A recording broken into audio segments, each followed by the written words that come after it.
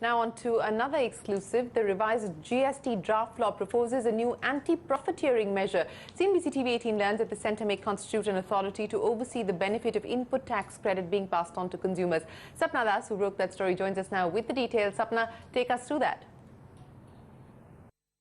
Well, the anti-profiteering measure is a new provision that has been brought into the draft laws on GST, and the same have been sent to states for their comments.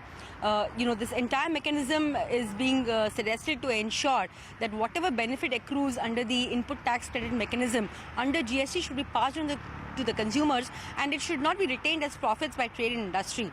Now, the draft laws also talk about the fact that the centre may be empowered by law to set up a separate authority to monitor this mechanism.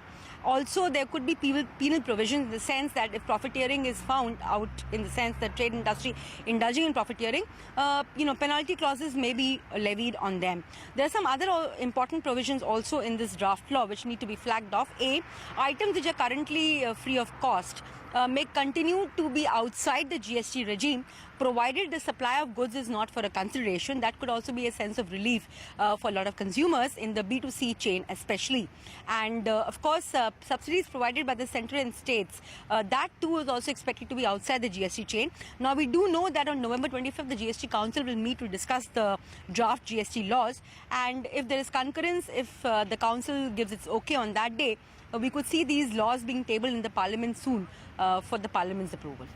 All right, Sapna, that's a very important and a different initiative being taken up or possibly being discussed by GST Council. But